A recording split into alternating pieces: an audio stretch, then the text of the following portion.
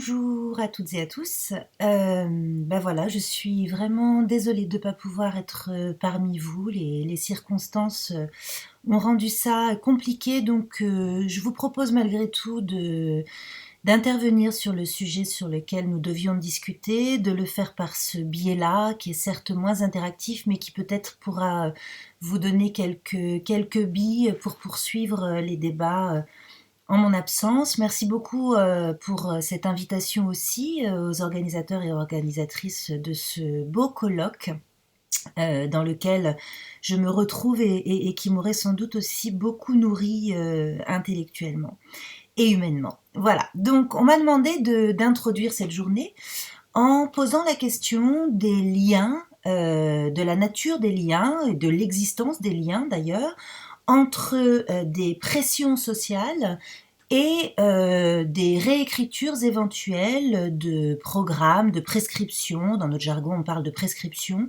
de l'enseignement de l'Algérie, de la colonisation et décolonisation de l'Algérie, c'est-à-dire grosso modo des années 1830 jusque 1962. Donc grosso modo, la question qu'on me pose, c'est de savoir s'il existe des porosités, des formes de porosité, des interfaces, des vecteurs de circulation entre une question qui va progressivement faire débat dans la société, devenir un objet de débat public, et une éventuelle réécriture de programme, donc au fond politique publique de l'école, puisqu'un programme scolaire c'est aussi un outil de politique publique. Alors, ce qu'il y a de sûr, c'est que cette question n'est pas évidente. Ce qui est évident, et ça il suffit de regarder un petit peu autour de soi, ce qui est évident, c'est que les programmes nourrissent les débats publics. Ça, indéniablement, régulièrement, à chaque changement de virgule de programme scolaire, vous avez la une des JT, etc. Donc, comme on dit, c'est une passion française, et les programmes, effectivement, ont un rôle très important dans le développement d'un certain nombre de débats. En revanche, il semble aller de soi pour un certain nombre de gens que ces débats publics agissent aussi sur des réécritures de programmes. Autrement dit, qu'il y aurait des formes de pression qui feraient que les gens chargés d'écrire les programmes, alors ce n'est pas le ministre de l'Éducation, ça change, les gens qui sont chargés de cela, ce sont des commissions, ce sont des collectifs, j'aurais pas le temps de rentrer dans le détail, mais voilà, que des gens qui sont chargés de réécrire les programmes seraient en quelque sorte en suspens vis-à-vis de ce qui est débattu pour immédiatement changer un ou deux thèmes, une reformulation, etc. Bon, il se trouve que c'est le sujet de ma thèse et que une réécriture de programme c'est quelque chose qui est lourd, qui est institutionnellement très pesant, très codifié, très normé, qui varie aussi en fonction des moments. Et que cette porosité, cette équation-là, débat public sur des questions sensibles et réécriture immédiate de programme ou de manuels scolaires, ce qui n'est pas la même chose, elle n'est pas si évidente que ça. Et je vous propose donc d'interroger un petit peu tout cela en essayant de voir selon les périodes, selon les dispositifs d'écriture de programme, selon les dispositifs également ou les processus de politisation de la question de la guerre d'Algérie dans les débats publics, comment est-ce que tout ça interagit, comment est-ce que tout ça se configure et reconfigure. D'abord, pour commencer, une petite précision qui est toujours importante et qui n'est jamais inutile.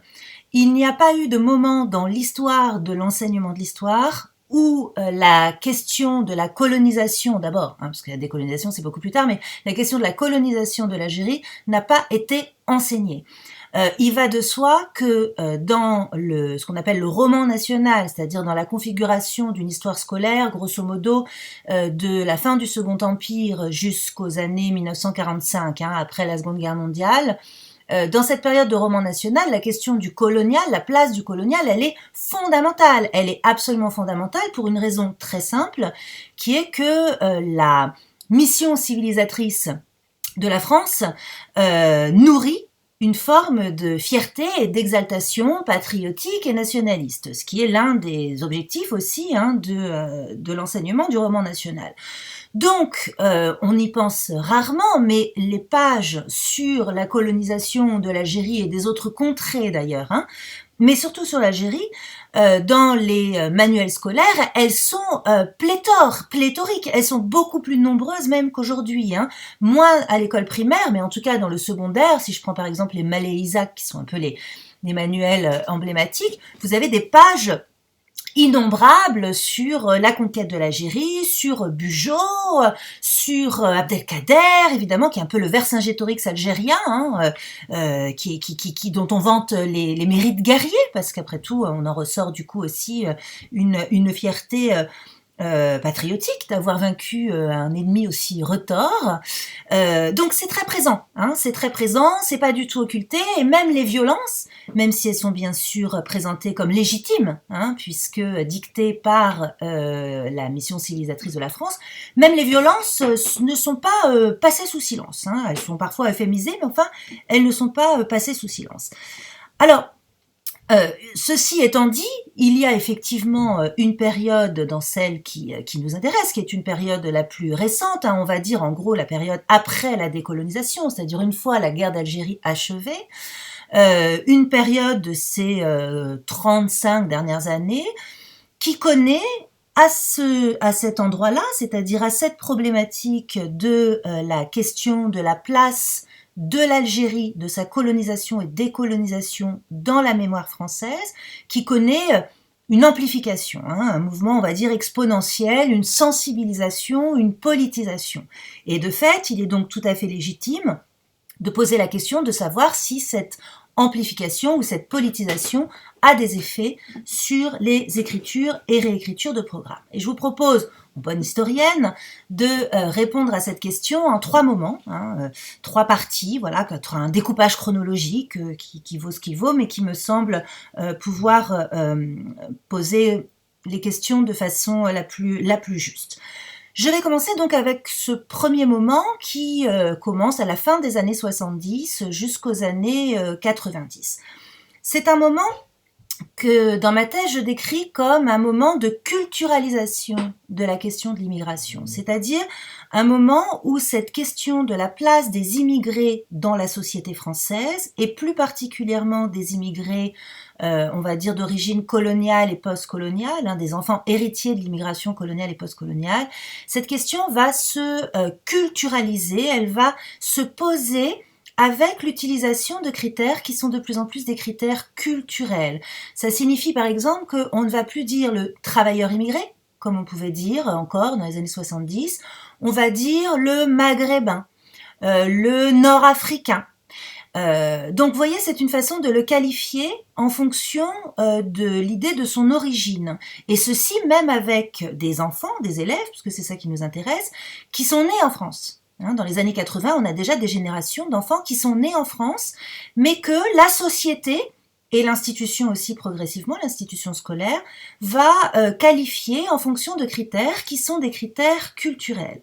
C'est un élément qui est extrêmement important, alors ça a été montré par tous les sociologues, hein, ça, les sociologues de l'immigration, c'est un élément qui est très important parce que cette forme de catégorisation culturelle, elle n'est pas évidente en fait dans un modèle qui est le modèle de l'universel républicain, qui est un modèle qui ne considère pas qu'il faille en passer par la nomination ou la détermination d'identité particulière, et surtout pas d'origine, pour penser un être ensemble, un agir ensemble, un vivre ensemble. Hein.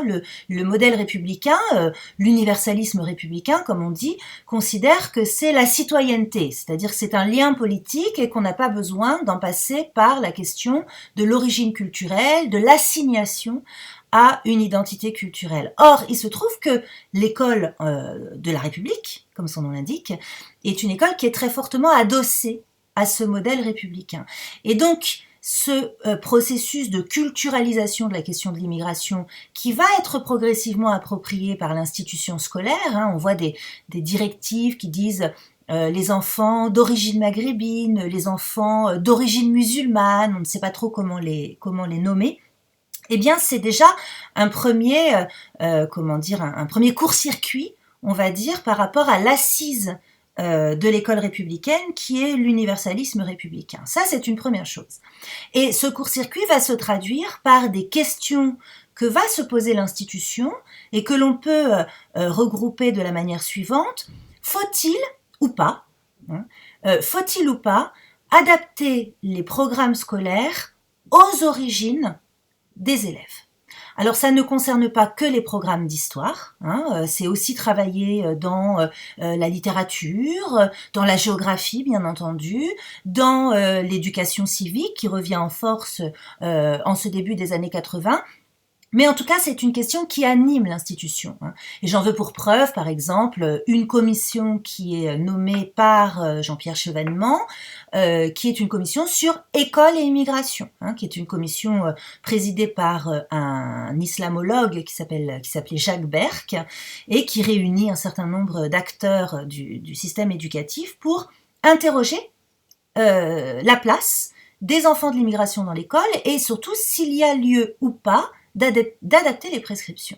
Et dans cette commission Berck, donc 84-85, hein, dans cette commission Berck, il y a des propositions qui sont faites de réécriture de programmes, et ces propositions vont inclure la question coloniale dans une histoire considérée comme méditerranéenne, hein, en disant ben voilà, c'est une manière pour l'ensemble des enfants des classes, pas simplement pour les enfants héritiers de l'immigration, mais c'est une manière pour l'ensemble des enfants des classes de légitimer d'une certaine manière leur présence ici sur le sol français. Donc vous voyez, ça travaille l'institution, hein, cette idée de dire est-ce que finalement on pourrait pas quand même transiter un petit peu par cette histoire coloniale pour donner une place, hein, pour une politique de la reconnaissance, comme on dit, pour une politique de la reconnaissance de la présence de ces enfants et de leurs familles sur le territoire français. Alors, c'est pas spécifiquement la guerre d'Algérie qui est pointée ici, hein. D'ailleurs, la guerre d'Algérie, dans ces années 80, fin des années 80, n'est pas véritablement débattue socialement. Il y a déjà des travaux qui existent, hein, indéniablement, il y a déjà des historiens qui ont travaillé. On sait aussi que c'est une mémoire qui va circuler comme le dit Abdelali Hadjat, qui est un sociologue politiste. Il dit que c'est une mémoire cachée, hein, c'est-à-dire que c'est une mémoire qui va circuler dans les cercles privés, dans les cercles dans les cercles militants, dans les cercles des associations qui se créent sur l'immigration, dans les familles aussi un petit peu, mais pas tant que ça, dans la police. Dans ces gens qui sont rapatriés aussi de cette ancienne Algérie française, et que cette mémoire, elle n'est pas dite, elle n'est pas revendiquée comme un élément d'identification, mais elle est là. Elle est là, elle plane un petit peu, elle est présente. Il y a déjà quelques unes de journaux, plutôt très à gauche, qui revendiquent la mémoire, par exemple, du 17 octobre 61 ou du 8 février 62 sur Charonne. Et donc, elle est présente, mais elle n'est pas du tout un objet de débat public comme elle le deviendra un petit peu plus tard. En tout cas, ce qu'il y a de sûr, c'est que cette catégorisation culturelle, cette mémoire de la guerre d'Algérie qui commence à se constituer, ces débats aussi qui accompagnent cette première période sur la question du racisme, ce sont aussi les échauffourées aux Minguettes, etc. Donc sur la question du racisme, sur la question des crimes policiers, ce qui va donner lieu à la marche pour l'égalité contre le racisme, par exemple, donc à des organisations d'enfants, ils sont vieux désormais, mais ils sont nés sur le sol français, héritiers de l'immigration qui revendiquent une vraie intégration, une vraie reconnaissance comme français. Tout cela commence à agiter l'institution et à poser un certain nombre de questions sur l'enseignement de l'histoire, sur des contenus d'enseignement que peut-être il serait bien d'ajuster dans une perspective de politique de reconnaissance. Alors ce qu'il y a d'assez intéressant, c'est qu'à ce moment-là, et ça j'ai trouvé ça pour ma thèse, à ce moment-là il serait totalement erroné de dire que la guerre d'Algérie n'est pas enseignée. En tout cas, elle est présente dans les programmes et elle est présente dans les manuels. Et elle est même très présente, et peut-être plus encore qu'aujourd'hui. Si j'ai dépouillé pour ma thèse les manuels de la fin des années 70, début des années 80 pour le collège et pour le lycée. La guerre d'Algérie est présente dans l'ensemble de ces manuels. La qualification de guerre est présente aussi. C'est pas les événements, c'est pas vrai. Dans les manuels, il est question de guerre. La mention d'événements qui sont parfois des événements durs, comme la torture, comme le 8 février 1962 avec le massacre de Charonne, comme les massacres et les émeutes de Sétif en 1945, un peu moins en revanche le 17 octobre 1961, même beaucoup moins. C'est mentionné. c'est présent. C'est présent sous des formes qui sont soit des formes très revendicatives, très militantes. Par exemple, en 1983, chez Nathan, au collège comme au lycée, les manuels scolaires vont mentionner la responsabilité de l'armée française dans la torture. Donc c'est pas rien, hein, c'est pas du tout absent. Parfois c'est un peu transvasé dans les pages d'éducation civique, mais parce que voilà, c'est de l'histoire chaude, brûlante, actuelle, immédiate. Mais en revanche, on ne peut pas dire que ce soit absent. Donc, vous voyez, on a là un processus qui est un peu inversé par rapport à ce qu'on imagine, hein, par rapport au sens commun. Ce processus, c'est que les débats sur la question de l'immigration, sur la question de la place des enfants d'immigrés sont en train de monter petit à petit, mais la guerre d'Algérie, elle est enseignée. Alors, on a évidemment très peu d'enquêtes sur ce qui se passait concrètement dans les classes, mais elle est dans les prescriptions, elle est dans les manuels, et elle l'est même de manière très affirmée. Ça, c'est le premier moment. Deuxième moment qui va suivre, des années 90 jusqu'au début des années 2000. C'est un moment absolument fondamental. C'est un moment où cette mémoire coloniale privative, privée, hein, ou cachée, comme je la décrivais, va au contraire cette fois s'affirmer et se sensibiliser, se politiser dans les débats politiques et dans les débats publics. Ceci avec plusieurs prismes. J'aurai pas le temps de tous les résumer, mais grosso modo, ce qu'il faut retenir, c'est plusieurs choses. D'abord, un processus, on va dire, de confessionnalisation. Hein. C'est aussi les années où la question de la place de l'islam dans la société française et dans la République est une question qui est régulièrement soulevée. Et cette confessionnalisation va se connecter à ce premier processus de culturalisation. Et on va donc, pour simplifier un peu les choses, parler cette fois plus simplement d'immigrés nord-africains ou maghrébins, mais d'immigrés nord-africains musulmans, ou de musulmans tout court. Donc vous avez encore une autre strate, je dirais, de catégorisation de population. Ça, c'est la première chose. La deuxième chose, c'est qu'il y a un livre qui sort, qui est absolument fondamental, qui est le livre de Benjamin Stora, qui s'appelle La gangrène et l'oubli, en 1991. Et dans ce livre, Benjamin Stora se moule dans le modèle qui avait été déjà élaboré par Henri Rousseau, Éric Conan, vous savez, sur Vichy, ce passé qui ne passe pas. Et Benjamin Stora prend ce modèle-là, c'est-à-dire le modèle de dire après les événements, il y a eu une occultation, il y a eu un refoulement, et puis ça revient.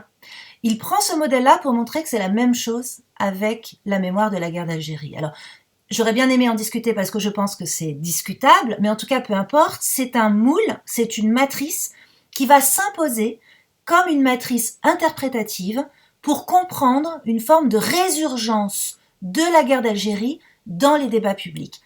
De fait, il y a une résurgence, indéniablement, qui va épouser une chronologie. Alors, grosso modo, après ce livre de Benjamin Stora, il y a le procès Papon, en 1997.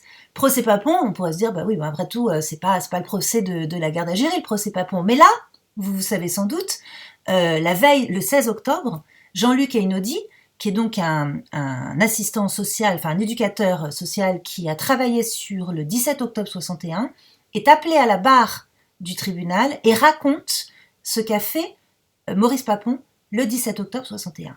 Ça fait la une de tous les journaux. Et donc, alors que c'était finalement un jugement sur Vichy, ça devient pendant quelques jours un prétexte à faire remonter cette mémoire très douloureuse du 17 octobre 1961 et ça lui donne une place de choix en une de tous les journaux. Ça, c'est un événement qui est fondamental.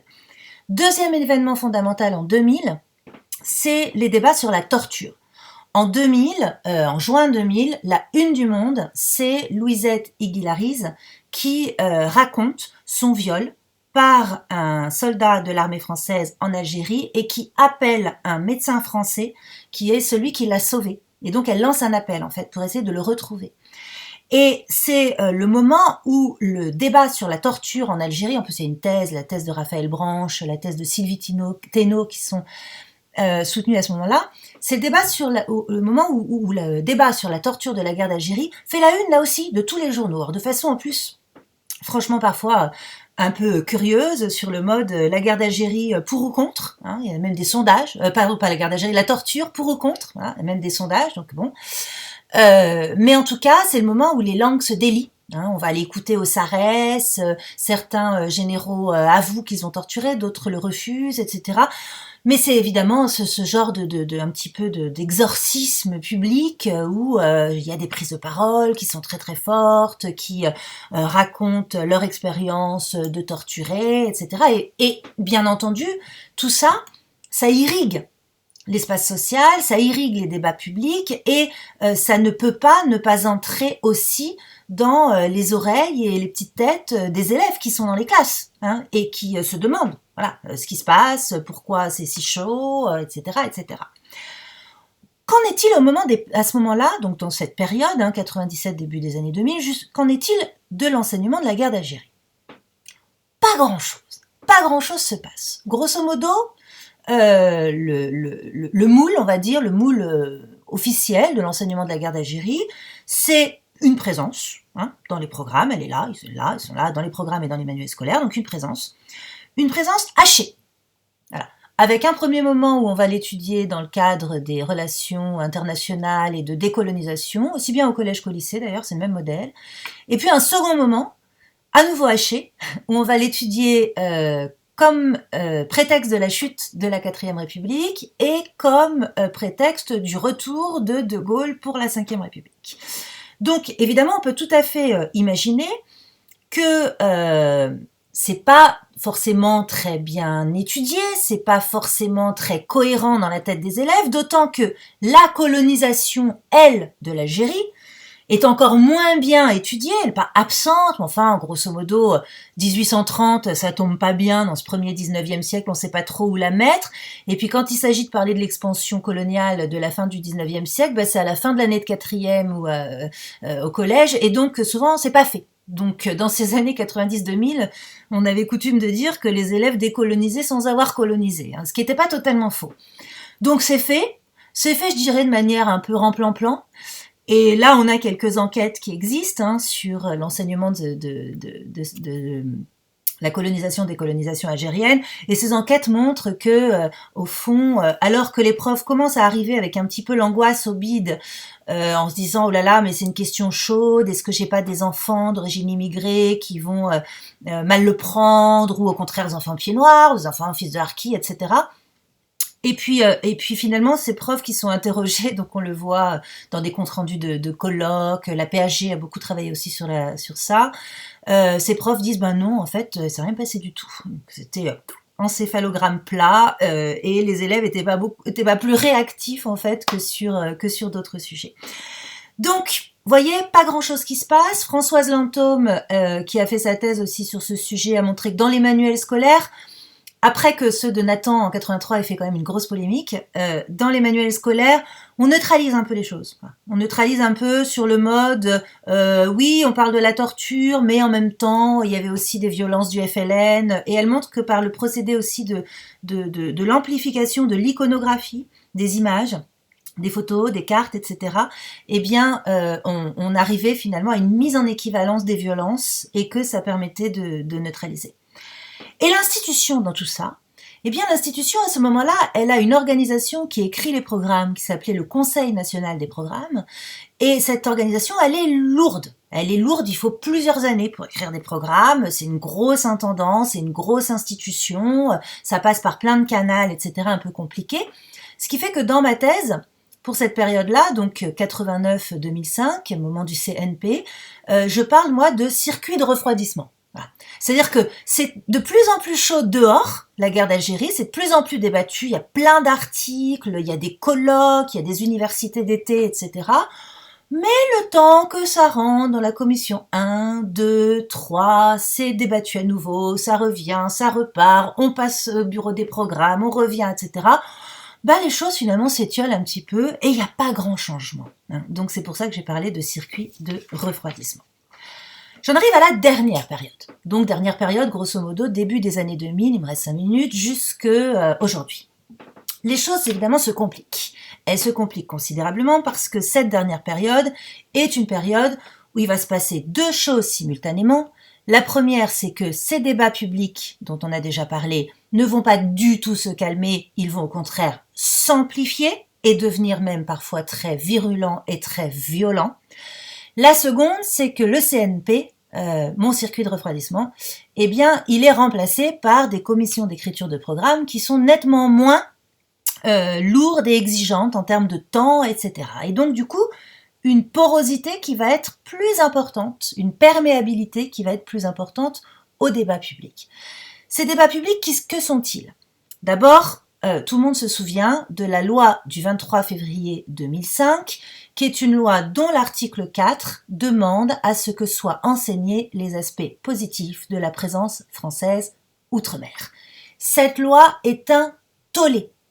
Elle provoque un tollé du côté des historiens et du côté des enseignants, avec vraiment une mobilisation commune sous la forme de pétitions, etc., des historiens et des enseignants, mais aussi du monde militant, et notamment du monde militant, ceux qui militaient pour la reconnaissance du 17 octobre 61, ceux qui militaient aussi contre les violences dans les quartiers, contre le racisme, etc. Vous avez une coagulation d'associations, de groupes, qui fait que là, la pression, dont on parlait en introduction, la pression est extrêmement forte.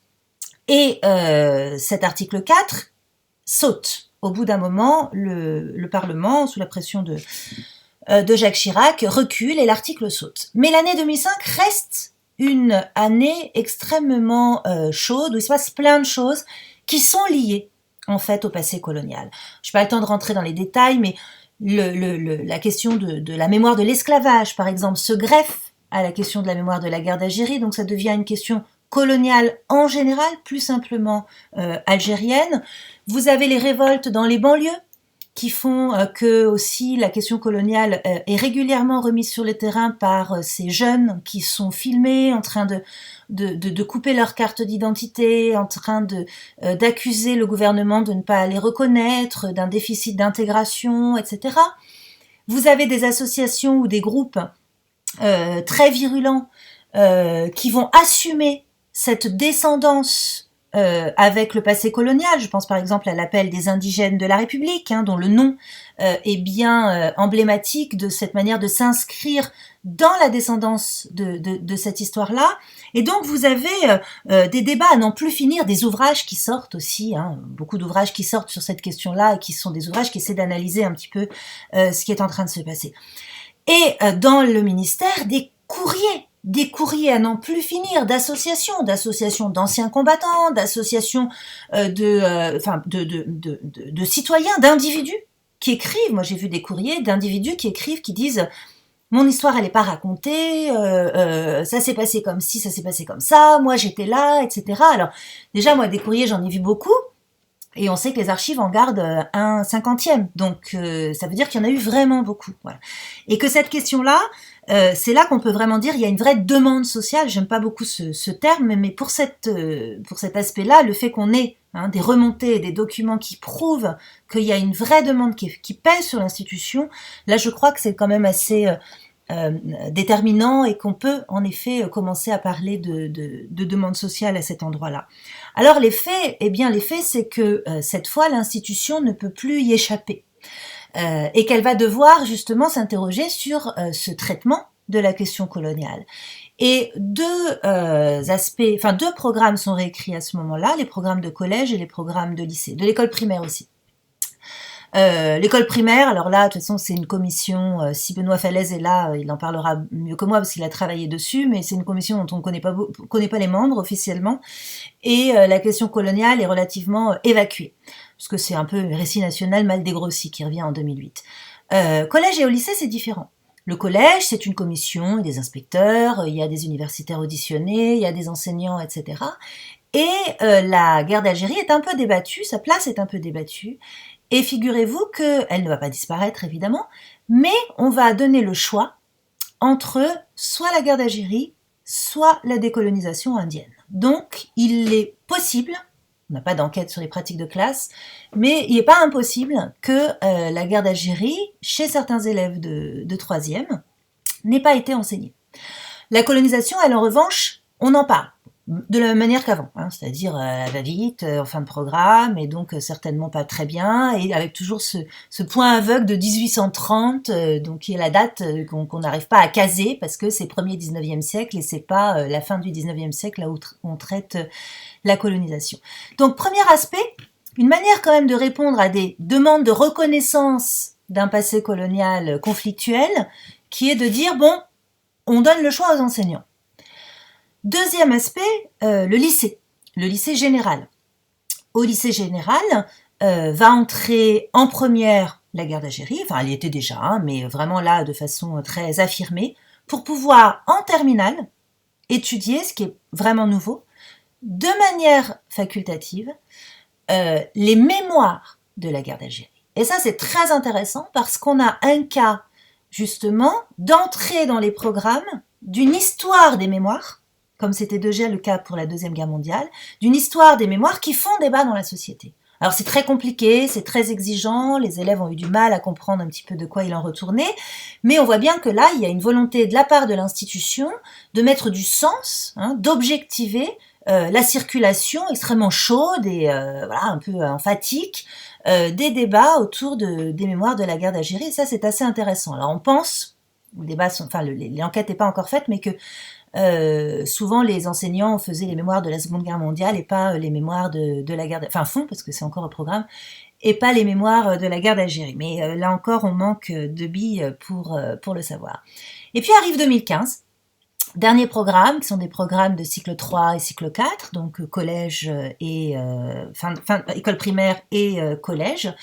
Et ces derniers programmes, cette fois, sont beaucoup plus light sur la question coloniale en général. On a même failli oublier, ça a été rétabli tout à la fin, mais oublier les traites et l'esclavage à l'école primaire. Et au collège, la question coloniale est un peu noyée dans la fin du 19e siècle, et la guerre d'Algérie reste, elle n'est pas mentionnée dans les programmes, et elle reste du coup facultative, elle n'est pas dans les prescriptions.